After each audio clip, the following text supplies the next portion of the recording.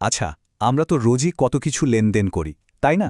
কিন্তু কখনো ভেবে দেখেছি এই সব কিছুর পেছনেই কিন্তু লুকিয়ে আছে কিছু আইনি প্রতিশ্রুতি।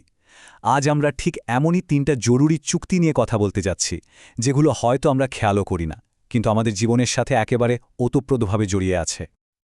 তো এই যে প্রশ্নগুলো দেখলেন, এগুলোর উত্তর কিন্তু আমাদের আজকের আলোচনাতেই লুকিয়ে আছে। শুনতে হয়তো খুব সাধারণ ব্যাপার মনে হচ্ছে, তাই না? কিন্তু এই সাধারণ অভিজ্ঞতাগুলোর পেছনেও কিন্তু বেশ শক্তপোক্ত আইন কাজ করে। চলুন আজ সেই আইনগুলোকেই একটু সহজ করে জেনে নেওয়া যাক। তো সবার আগে যে চুক্তিটা নিয়ে আমরা কথা বলবো সেটার নাম হলো কন্ট্রাক্ট অফ ইনডেমনিটি, মানে ক্ষতিপূরণের চুক্তি। ভাবা যেতে পারে এটা একটা আইনি বর্মের মতো, যা সম্ভাব্য ক্ষতি থেকে রক্ষা করে। এখন চুক্তি আইনের ১২৪ নম্বর ধারাতে ঠিক এটাই বলা আছে। এটা আসলে কি? এটা হচ্ছে ঝুঁকিটা একজনের থেকে আরেকজনের উপর নিয়ে নেওয়ার একটা প্রমিস। মানে খুব সহজ করে বললে একজন আরেকজনকে কথা দিচ্ছে যে কোনো ক্ষতি হলে তার দায়িত্ব আমি নেব। আর মনে রাখতে হবে, এই এন্ডেমনিটি চুক্তিতে পার্টি থাকে মাত্র দুটো, একদম গুনে গুনে দুটো, এর বেশিও না, কমও না। তো চলুন দেখি এই দুজন কারা। এই যে দেখুন, প্রথমজন হলেন ইনডেমনিফায়ার, মানে যিনি রক্ষা করার প্রমিসটা করছেন, সোজা কথায় রক্ষাকর্তা। আর দ্বিতীয়জন হলেন ইনডেমনিটি হোল্ডার, মানে যাকে রক্ষা করা হচ্ছে বা সুরক্ষিত ব্যক্তি। একজন প্রমিস করেন, আরেকজন সেই প্রমিসের সুবিধাটা পান। আচ্ছা, এই উদাহরণটা দেখলে ব্যাপারটা একদম জলের মতো পরিষ্কার হয়ে যাবে। ধরুন এখানে কে নামে একজন আছেন, তিনি এলকে একটা সুরক্ষা দিচ্ছেন। কি সেই সুরক্ষা? তিনি বলছেন যে যদি এম এর কোনো কাজের জন্য এল এর কোনো আইনি ক্ষতি হয়, তাহলে সেই ক্ষতির পুরো বোঝাটা কে নিজে বহন করবেন। সিম্পল। ওকে, ইনডেমনিটি তো বোঝা গেল। এবার আসা যাক আমাদের দ্বিতীয় চুক্তিতে। এটার নাম হল কন্ট্রাক্ট অফ গ্যারেন্টি বা জামিনের চুক্তি। এটাকে বলা যেতে পারে পাওনাদারদের জন্য একটা সেফটি নেট বা সুরক্ষার জাল। চুক্তি আইনের ১২৬ ধারা বলছে যে এই চুক্তিটা কিন্তু সব সময় অ্যাক্টিভ থাকে না। এটা তখনই কাজে আসে যখন মূল দেনাদার, মানে যে ঋণ নিয়েছে, সে তার দায়িত্বটা পালন করতে পারে না বা করে না। তার মানে এটা একটা শর্ত সাপেক্ষ প্রতিশ্রুতি। যতক্ষণ মূল দেনাদার ঠিকঠাক আছে, ততক্ষণ জামিনদারের কোনো ভূমিকাই নেই। আর এখানেই ইনডেমনিটির সাথে এর সবচেয়ে বড় পার্থক্যটা।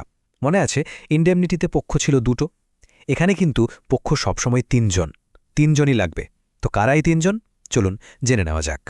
এই তিনজন হলেন, প্রথমত প্রিন্সিপাল ডেটর বা মূল দেনাদার, মানে যার ঋণের জন্য জামিনটা দেওয়া হচ্ছে। দ্বিতীয়ত ক্রেডিটর বা পাওনাদার, মানে যিনি টাকাটা ধার দিয়েছেন।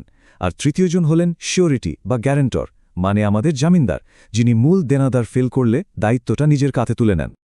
এখন এই দুটো চুক্তিকে পাশাপাশি রেখে দেখলে পার্থক্যটা একদম চোখে পড়বে। ইনডেমনিটিতে পক্ষ দুটো, আর দায়টা হলো প্রাইমারি, মানে সরাসরি। কিন্তু গ্যারেন্টিতে পক্ষ তিনজন, আর জামিনদারের দায়টা সেকেন্ডারি, মানে শর্ত সাপেক্ষ। তার দায় তখনই শুরু হবে যখন মূল দেনাদারের দায় শেষ হবে বা সে ব্যর্থ হবে। এটাই হলো এই দুটোর মধ্যে সবচেয়ে বড় আর মূল পার্থক্য। কিন্তু একটা ইন্টারেস্টিং ব্যাপার আছে। একজন জামিনদারের দায়িত্ব কিন্তু আজীবনের জন্য নয়। কিছু নির্দিষ্ট সিচুয়েশন আছে যখন তিনি তার এই দায়িত্ব থেকে মুক্তি পেয়ে যান, যেমন পাওনাদারকে নোটিশ দিয়ে, বা পাওনাদার যদি জামিনদারের সম্মতি ছাড়া মূল চুক্তিতে কোনো বড় পরিবর্তন আনে, অথবা মূল দেনাদারের কাছ থেকে নেওয়া কোনো সিকিউরিটি যদি পাওনাদার হারিয়ে ফেলেন, এসব ক্ষেত্রে জামিনদার মুক্ত হয়ে যান। আচ্ছা, তাহলে দুটো চুক্তি তো দেখা হলো। এবার চলুন আমাদের আজকের তালিকার শেষ চুক্তিটা দেখে নিই। এটার নাম হল কন্ট্রাক্ট অফ বেইলমেন্ট বা সোজা বাংলায় জিম্মা চুক্তি। এটা কি? এটা হলো কোনো জিনিস বা সম্পত্তি কিছু সময়ের জন্য আরেকজনের কাছে রাখার যে আইনি নিয়মকানুন, সেটাই। যখন কোনো একটা জিনিস একটা নির্দিষ্ট কাজের জন্য আরেকজনকে দেওয়া হয় এবং কাজটা শেষ হলে সেটা ফেরত আনার শর্ত থাকে, তখনই তাকে জিম্মা চুক্তি বা বেইলমেন্ট বলা হয়। খুব পরিচিত উদাহরণ হল মেরামতের জন্য দোকানে মোবাইল ফোনটা দেওয়া বা কোনো পার্সেল কুরিয়ার সার্ভিসের হাতে তুলে দেওয়া। এই পুরো প্রক্রিয়াটা মূলত ৩টা সহজ ধাপে কাজ করে। স্টেপ 1, একটা নির্দিষ্ট উদ্দেশ্য নিয়ে জিনিসটা একজনের থেকে আরেকজনের কাছে যায়। স্টেপ 2, সেই উদ্দেশ্যটা পূরণ করা হয়, মানে মেরামত বা যা করার কথা ছিল সেটা করা হলো। আর ফাইনাল স্টেপ, যে জিনিসটা দেওয়া হয়েছিল হুবহু সেই জিনিসটাই ফেরত দিতে হবে। এটা কিন্তু বাধ্যতামূলক, কোনো ব্যতিক্রম নেই। এখন যে ব্যক্তি জিনিসটা নিজের কাছে রাখছেন, মানে বেলি, তার কিন্তু কয়েকটা খুব জরুরি দায়িত্ব আছে। যেমন জিনিসটার এমনভাবে যত্ন নিতে হবে যেন সেটা নিজেরই জিনিস।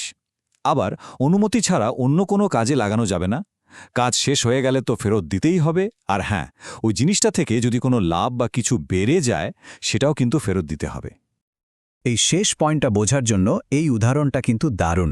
ধরুন একটা ছাগল জিম্মায় রাখা হলো, আর সেই সময়ে ছাগলটার একটা বাচ্চা হলো। তাহলে যখন ফেরত দেওয়ার সময় আসবে তখন কিন্তু শুধু ছাগলটা ফেরত দিলেই হবে না, ওই বাচ্চাটাকেও সাথে ফেরত দিতে হবে, কারণ বাচ্চাটা হলো মূল জিনিসেরই একটা বৃদ্ধি বা ইনক্রিজ। এটাই হলো আইন। তো আমরা 3টা ভিন্ন ধরনের চুক্তি নিয়ে কথা বললাম। তাহলে আলোচনার একদম শেষে এসে চলুন এক ঝলকে দেখে নিই কোন পরিস্থিতিতে ঠিক কোন চুক্তিটা ব্যবহার করা হয়। এই টেবিলটা দেখুন, পুরো আলোচনাটা এক জায়গায় চলে এসেছে। ইনডেমনিটি বা ক্ষতিপূরণ হল সম্ভাব্য লস কভার করার জন্য। এটা ওই প্রশ্নের উত্তর দেয়, কারো কাজের জন্য যদি ক্ষতি হয় তাহলে কি হবে। গ্যারান্টি বা জামিন হলো একটা দেনা বা প্রতিশ্রুতি সুরক্ষিত করার জন্য। এটা ওই প্রশ্নের উত্তর দেয়, মূল ব্যক্তি যদি টাকা না দেয় বা কাজ না করে তাহলে কি হবে। আর বেলমেন্ট বা জিম্মা হলো কোনো জিনিসের অস্থায়ী অধিকার ম্যানেজ করার জন্য, মানে কোনো জিনিস অন্যকে দিলে কী নিয়ম মানতে হবে। তো পুরোটা জানার পর এখন একটা প্রশ্ন কিন্তু থেকেই যায়, এই যে 3টা চুক্তি নিয়ে এত কথা হলো, এর মধ্যে কোনটা আমাদের রোজকার জীবনের সবচেয়ে বেশি প্রাসঙ্গিক বলে মনে হয়? একটু ভাবলে হয়তো দেখা যাবে উত্তরটা আমাদের ধারণার থেকেও অনেক বেশি চমকপ্রদ।